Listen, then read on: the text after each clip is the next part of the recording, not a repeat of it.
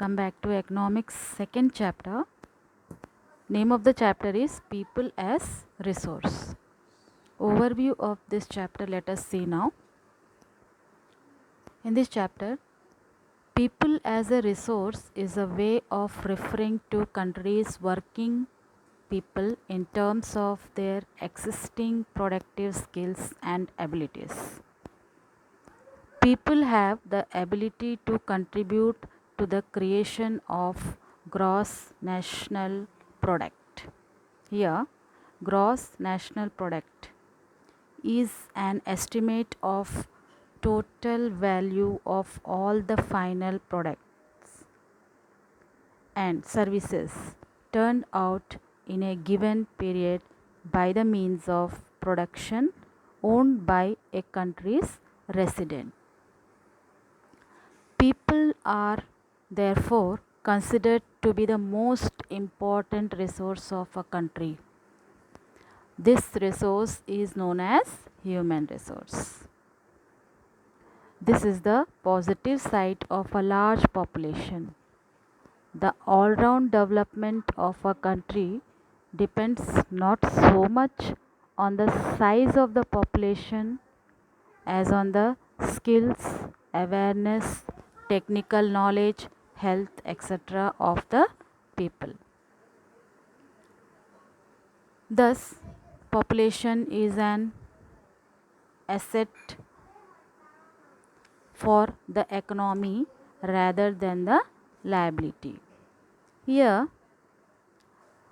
asset means useful or valuable thing or person. Liability here means a person or thing whose presence or behavior is likely to put one at a disadvantage. Now,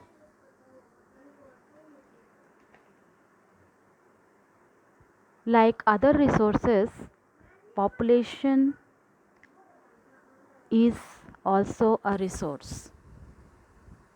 When the existing human resource is further developed by becoming more educated and healthy, we call it human capital formation. That adds to the productive power of the country, just like physical capital formation. When we invest in physical capital through money, we get return for it, and it too happen with human capital. When we invest in human capital through education, training, medical care, yields a return just like physical capital. This can be seen directly in the form of higher incomes earned because of higher productivity of the more educated on the better trained person, as well as the higher productivity of healthier people.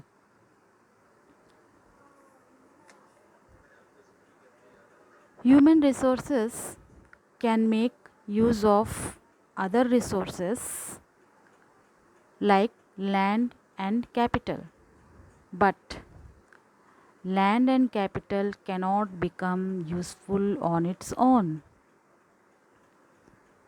This is a special feature of human resource, that the advantages of more educated and the healthier people not only confined to themselves but spread to those people also who themselves are not educated and healthy. So, for many decades in India, a large population has been considered a liability rather than an asset. But a very large population need not be a burden for the economy. It can be turned into a productive asset by investment in human capital. For example, by spending resources on education and health for all, training of industrial and agriculture workers in the use of modern technology, useful scientific researches, and so on. Thank you. सीधा करके पकड़ा करो ना तो खुद सीधा हो जाएगा तो